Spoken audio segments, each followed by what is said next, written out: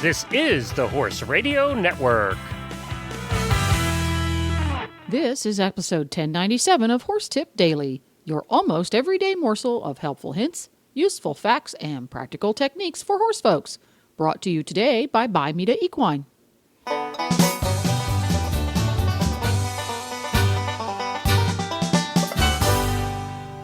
Greetings, horse people. Coach Jen here, and thanks for tuning in to Horse Tip Daily.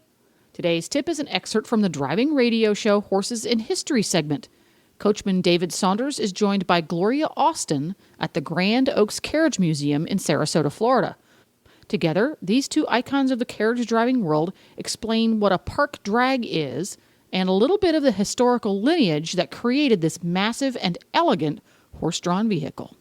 And we'll get right to our tip after this from Bimeda Equine. We all know the importance of deworming our horses, and Dr. Ellefson of Bimeda Equine is helping us make sure we are doing it right. Listen for his 4-part series the first week of every month on this very show. I just wanted to remind everyone, if you are due for deworming, why not save a few bucks on the popular Bimeda line of wormers, including Equimax, Bimectin, Exodus, Exodus Multidose, and Equil. You can find coupons and special offers at BimedaEquine.com, including a variety of rebate offers from cash to free ivermectin. You can also get up to $2 a dose back for Equimax. And while you're at Bimeda Equine, get your free horse health record keeper, and you can just download it there. Plus, learn a bunch about parasites and deworming at Bimeda, that's Bimeda, equine.com. We at the Horse Radio Network all use Bimeda dewormers because we want the best for our horses, and we know you want the best for yours too. BimedaEquine.com, and tell them the Horse Radio Network sent you. Again, we're in Gloria's fabulous collection of carriages in her museum here at the Grand Oaks in sunny Florida. Welcome, Gloria. Tell us, what are we looking at today? Well, today we're going to look at a coach. And David, this is why I got into driving 4 horses in hand.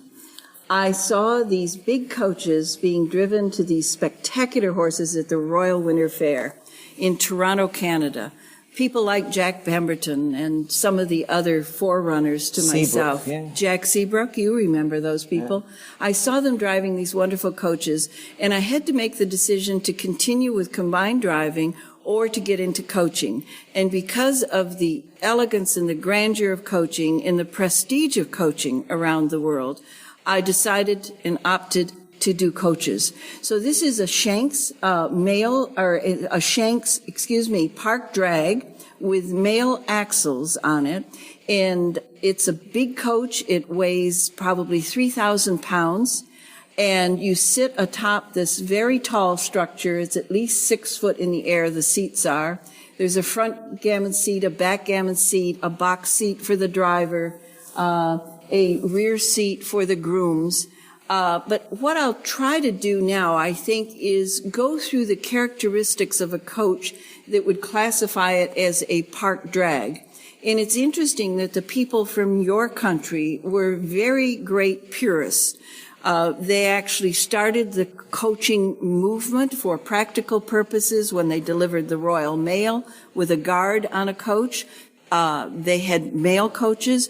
Then there were park drags because people wanted to emulate what the British coachmen were doing in their road coaches. There were road coaches. So there are many different styles of coaches. But let's talk about the park drag, because the park drag was an owner-driven vehicle. So as an owner of horses in carriages, this was the type of carriage that I always wanted to drive, was a park drag.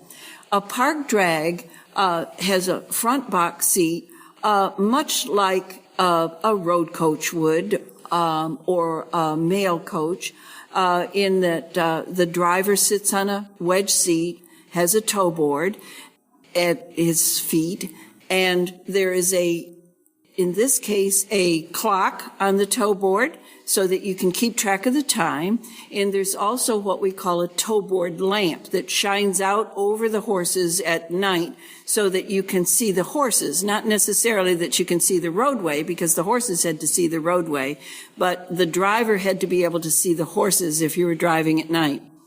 Now, with a park drag, The gammon seats, which are those two seats that sit atop the body of this coach, they're about 6 feet in the air. And they have backs to them that fold down when there's no passengers on board. That's a characteristic of a park drag. A park drag oftentimes sports an imperial, which is a box that sits on top of the body between the front gammon seat and the back gammon seat. There is also attached to the rear seat, backgammon seat, I guess by backgammon it is rear, okay, an umbrella basket or stick basket where the walking sticks of those people who were a little bit feeble would be carried, and the umbrellas in case of inclement weather or in case of sunshine. Then if you go back to the rear seat of a park drag, you will see that it's wide enough to seat only two individuals, which would have been the two grooms that would have gotten down when this carriage came to an intersection, and one of the grooms would have gone to the head of the leaders. The other groom would have stepped out on the far side of the road to check traffic, because in this case, the driver is sitting some 22 feet back from the intersection. So you have to have a spotter, one of the grooms, out on the roadway to wave you on if there's no traffic, or to hold up their hands in a stop position if there is traffic coming. So the other characteristic in this rear seat, where the grooms would have positioned themselves once the coach started moving again, there is an iron ladder on hooks underneath the seat. That ladder would have been taken off those hooks on the rear seat and put into position to help the passengers in the front and rear gammon seats to mount the carriage.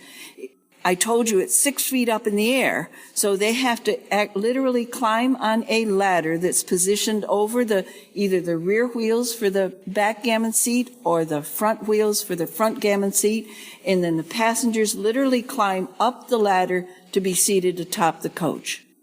Now, park drag again, if you look at the body of a park drag, it has just a single light, meaning a single pane of glass in the window.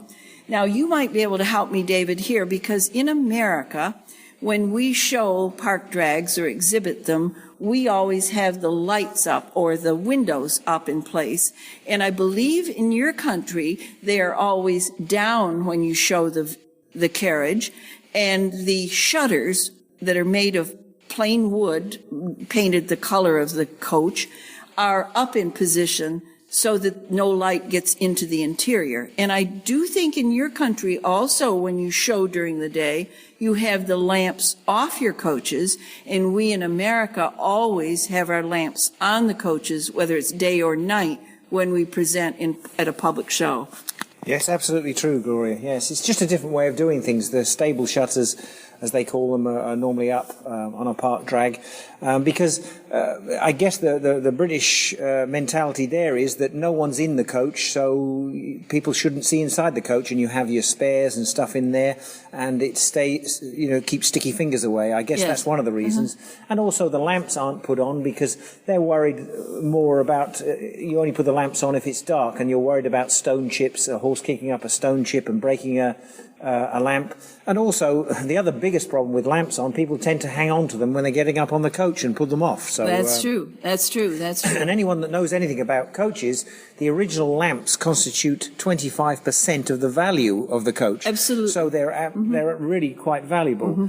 It's remarkable when you go to Martin's auction or some of the other auctions like in Reading, a coach will sell for $100,000, and as you said, the lamps will go for $25,000. Absolutely. So it's quite remarkable, the price of lamps on these coaches. And it's always great if you can find the lamps or have the lamps that are original to the coach, but not always can you do that because they are often disconnected from the carriages and sold separately, which I think is a sin, but that's the way things happen in the world.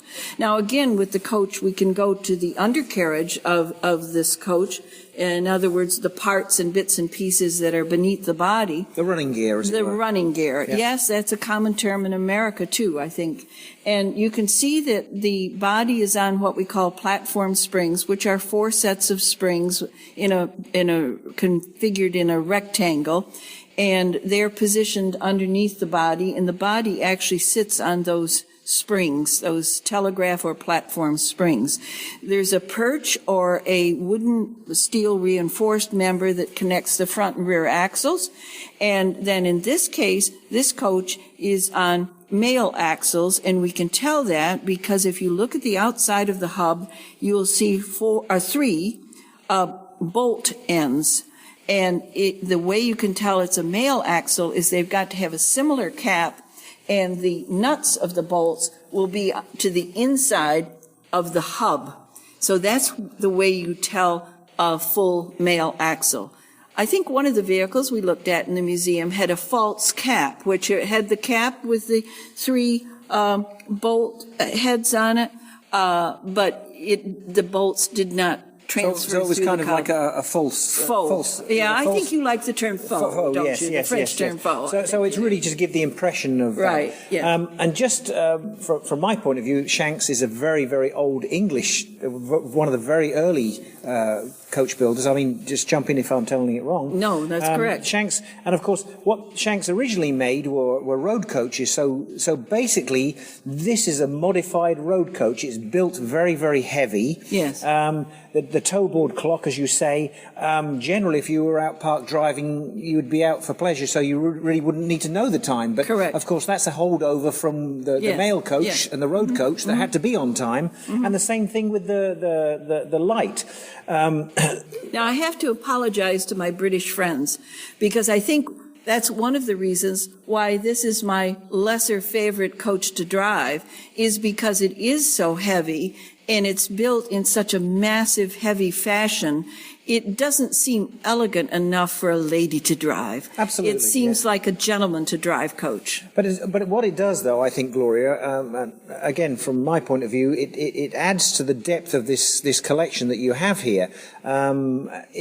Again, you can tell it's a British coach because the shoe or the skid is on a different side, because obviously in Great Britain we drive on a different side of the road. And next time you're at a horse show, listeners, if you go to the coaching class, if the shoe is on the near side or left side or passenger side, generally it should be a British coach. If the shoe is on the right side, then it's going to be an American-made coach. But of course, the first rule is there are no rules, and sometimes people will switch them over. If it's restored, they'll put it on the other side. But this is actually a wonderful example. Now, Gloria, this has got 4 beautiful horses in front of it, and some interesting artificial harness. horses. Artificial horses, yes. So I just again, if anyone wants to actually do some more research on this, please tell us the website again, Gloria. It's gloriaaustin.com, and you can go to museum and you can see this coach pictured and some explanation about coaches. Well, there you have it. You can find links to today's guests at horsetipdaily.com. You can have all of your favorite Horse Radio Network shows with you wherever you go by downloading the free Horse Radio Network app for your iPhone or Android. Just go to your app store and search Horse Radio Network. You can also subscribe via iTunes. This podcast was made possible through the generous support of Bimeda Equine and listeners like you. Learn how you can help support Horse Radio Network programming and qualify for auditors-only perks by going to horsetipdaily.com and clicking on the Become an Auditor banner in the center of the page.